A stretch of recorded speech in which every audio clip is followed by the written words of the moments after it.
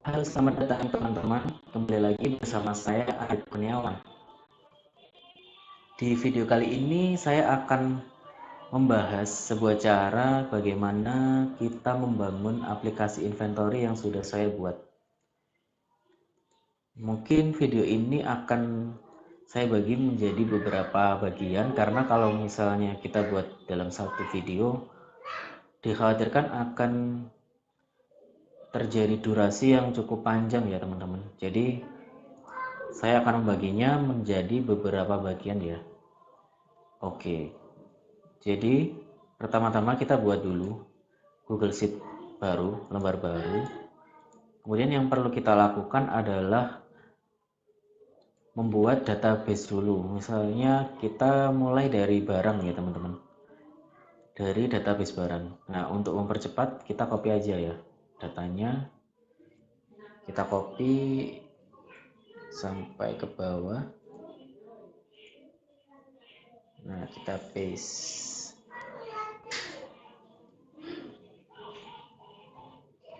Kita tengahkan. Ini tidak perlu kita desain ya teman-teman, yang penting adalah konsepnya, kita paham cara membuatnya. Nah, untuk di sheet barang ini kita namain dulu, tidak ada satupun formula yang kita pakai ya teman-teman, karena ini adalah sebuah database, jadi isinya adalah data mentah. Ini kita tengahkan aja. Nah, seperti ini. Nah, kemudian kita perlu mengatur kategori, menyusun kategori. Nah, tujuannya apa? Biar ketika user itu menginput, dia tidak salah menginput. Jadi tidak simpelnya untuk meminimalisir tipe dalam penginputan. Misalnya ingin menginput minuman, tiba-tiba dia inputnya man gitu. Jadi kan nanti ketika dilakukan sebuah proses pengolahan data, maka dia tidak akan terfilter karena dia bukan minuman tulisannya begitu. Jadi yang perlu kita lakukan adalah kita membuat database kategori dan juga unit. Nah, kita bikin sheet baru di sini, kategori kita namain gitu. Nah, di sini adalah kategori kita, kemudian unitnya apa aja. Nah, kita copy aja ya dari tabel sini, kategorinya kita copy sini, kemudian unit. Nah, unitnya kita copy di sini. Ini kolom headernya kita bold. Nah, caranya gimana biar ketika user input itu yang keluar hanya yang ada di dalam list kategori ini atau unit ini saja. Itu caranya kita pakai yang namanya data validation. Jadi ada di sini data validation, atau teman-teman juga bisa klik kanan paling bawah data validation. Nah, kita akan mengisi validation ini dari range C4 sampai bawah ya. Berarti kita tulisnya C4 sampai C gini ya teman-teman. Nah, kemudian kriterianya itu kita referensikan ini. Nah, A2 sampai A. Nah, kita hapus. Jadi dia ketika ada kategori baru dia akan otomatis bertambah karena ini sampai ke bawah gitu.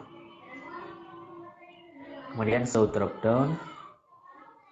Kemudian apa yang terjadi ketika data itu di luar dari ini, maka kita akan reject input, jadi tidak bisa, akan error. Nah, errornya apa? Kita bisa juga mengcustom pesannya, misalnya seperti ini, kategori tidak tersedia, save. Nah, sekarang kita lihat, nah ini sudah ada drop downnya ya di sebelah sini. Nah, jadi ketika user ingin menginput data baru, maka seperti ini. Kemudian hal yang sama juga akan kita lakukan pada kolom unit. Jadi kita klik kanan, data validation. Kita akan menerapkan dari range D4 sampai D. Kemudian B2 sampai B. Nah, seperti ini. Kita recheck.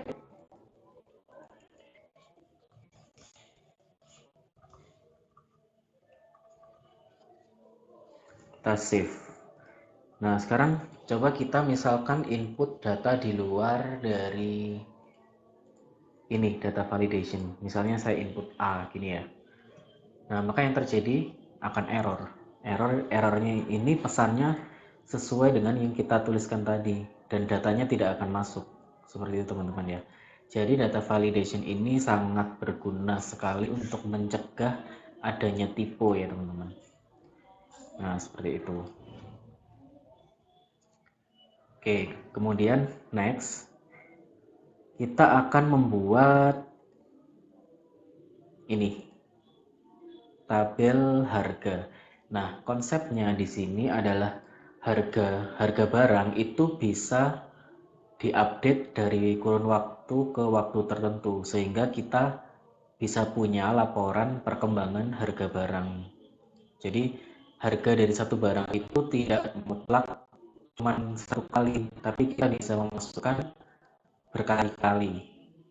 Contohnya kita lihat data paling bawah. Nah, misalnya ini pop makeup, ini kan item yang sama.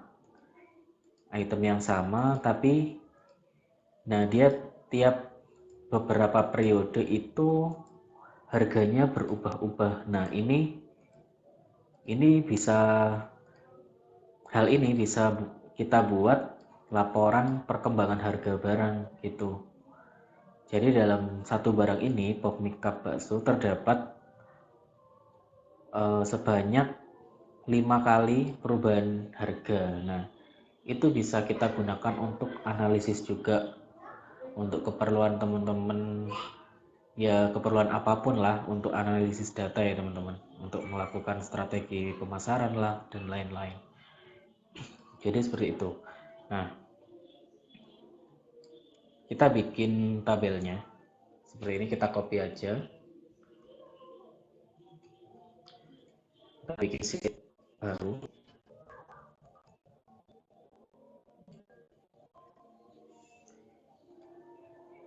Ini kita merge, kita tengahkan.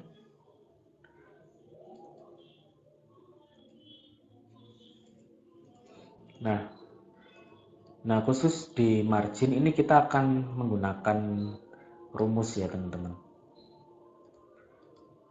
Akan menggunakan formula.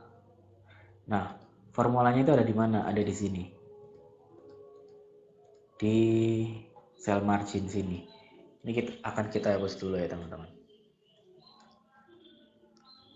Jadi prinsipnya itu kan kalau keuntungan berarti harga jual dikurangi harga beli dibagi harga jual, gitu ya teman-teman. Kita coba ya, harga jual kita beri tanda kurung dulu ya teman-teman, dikurangi harga beli dibagi harga jual. Nah, kalau misalnya ini belum dalam bentuk persen, kita bisa pakai ini, format as persen. Nah, itu adalah 10% keuntungan kita. Nah, caranya biar kita tidak menarik rumus, kita pakai array formula ya teman-teman. Jadi seperti ini. Oh, sorry. Kita undo. Nah, ini E4 sampai E, berarti dia sampai baris terakhir ya. D4-nya sampai D, E4 sampai E. Nah, kemudian kita tekan Ctrl Shift Enter secara bersamaan, maka akan muncul array formula. Kita enter. Nah, dia sudah sampai bawah.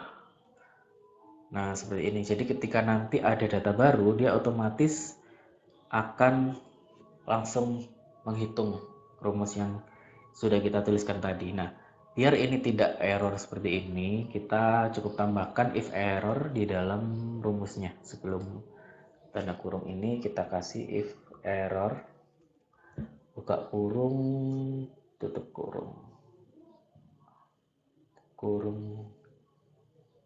ya sudah, kita lihat. Nah, udah bersih. Nah, kemudian karena kan kita nggak mau rumus ini terhapus, jadi lebih baik rumus ini kita taruh di sel margin sini. Nah, kan biasanya kalau misal ingin ganti data ini kan dihapus tuh. Kalau dihapus maka formulanya otomatis terhapus. Nah, kita tidak menginginkan itu, makanya kita taruh rumusnya di sini. Gimana caranya? Kita pakai yang namanya array ya teman-teman.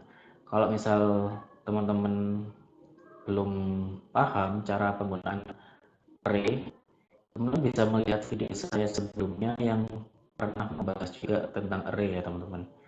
Jadi array itu ditandai dengan tanda kurung kurawal buka. Kurung kurawal seperti ini. Nah, jadi gini, nanti ini adalah terdiri dari margin. Margin kan teks, makanya kita kasih petik 2. Kemudian kalau datanya ingin pindah ke bawah, maka kita kasih titik koma. Nah, titik koma ini kita copy. Ini masih error ya. Kita tutup gini aja dulu. Nah, kita copy rumus dari ini. Nah, ini kita cut aja. Nah, ini kan tadi titik koma, kemudian kita paste, enter. Nah, sudah selesai. Jadi rumusnya sekarang sudah berada di sel F3. Jadi jangan khawatir lagi kalau misalnya tidak sengaja terhapus formulanya, karena formulanya sudah tidak lagi berada di sini, tapi ada di sini. Nah, sudah ikut dengan margin. Nah, untuk selanjutnya kita akan membuat formula pada kolom ID barang ya, kolom P ini. Nah, karena yang kita tahu kan di aplikasi ini, ketika kita menginput barang, kita akan melakukan lookup di sini. Nah, kita akan mencari barangnya. Nah, kemudian ketika barangnya sudah kita masukkan, otomatis ID-nya akan muncul kan teman-teman. Nah, ini kita pakai formula VLOOKUP. Oke, ini kita hapus dulu. Kita akan bikin. Nah, karena tadi saya paste as value, maka di sini nggak ada formulanya gitu. Jadi kita hapus dulu yang data di sini, kita hapus. Nah, kemudian VLOOKUP-nya gimana? Nah, kita akan lookup ke tabel barang. Nah, di sini kita akan menggunakan acuannya yaitu nama barang. Kemudian datanya nanti kita akan bikin array yang isinya itu adalah tabelnya ini akan kita balik. Nah, jadi yang di sebelah kiri nanti adalah nama barang, kemudian diikuti dengan kode barang. Kenapa? Karena di VLOOKUP ketika kita mencari key-nya, sebuah key itu di tabel referensinya kan harus sebelah kiri ya teman-teman, makanya kita akan tukar dulu posisinya. Nah, caranya menukar gimana? Nah, ini saya contohin aja ya, gini. Kita pakai array yang tadi, kurung kurawal ya teman-teman. Nah, seperti ini. Nah, ini ya kita tinggal kesini aja, barang. Kemudian kita kan pengennya nama barang duluan ya teman-teman. Jadi ya kita referensikan seperti ini. Jadi gini. Barang kan berarti, sorry, gini. Ini berarti B4 sampai B, ini kan. Nah, kemudian kita kan menginginkan datanya menyamping, berarti kita koma. Kalau datanya ke bawah kan titik koma, kalau menyamping pakai koma. Nah, koma kemudian ini kode barangnya kan teman-teman. Nah, ini sampai sini. Kita tutup tunggu awal, kita enter. Nah, kan ini sudah terbalik posisinya. Nah, yang kita inginkan kan nanti seperti ini, tabel referensinya. Ya, kita hapus, kita bikin formula VLOOKUP-nya.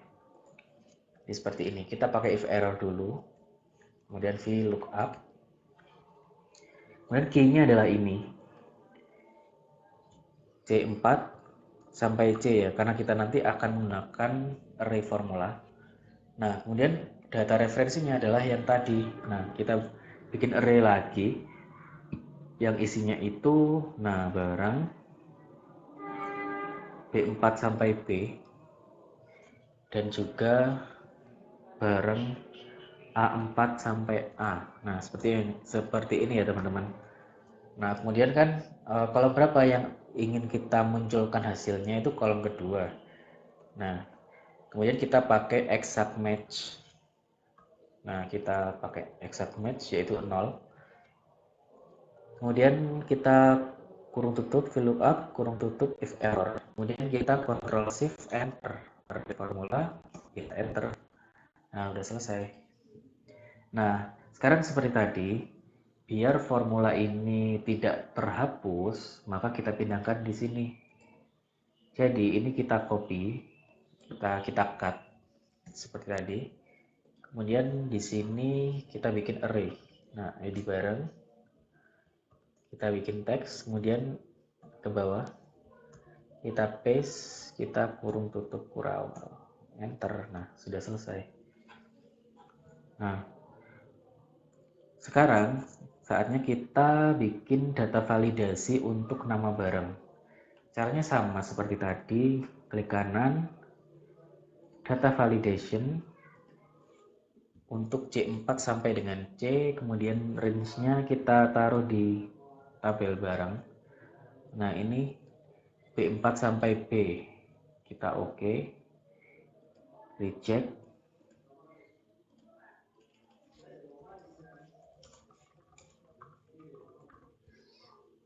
Seperti ini. Save.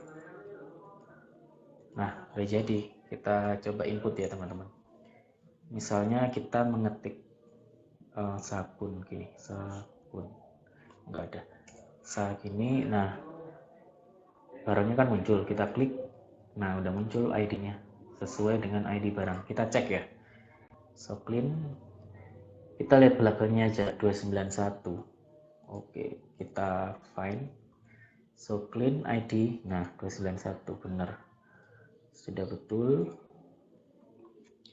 Oke, jadi mungkin ini sampai sini dulu ya tutorialnya untuk membuat aplikasi inventory ini. Jadi nantikan video saya yang selanjutnya. Kalau video ini bermanfaat bagi kamu, silahkan di like, komen, subscribe agar mampu mendukung channel ini hingga terus berkembang. Terima kasih.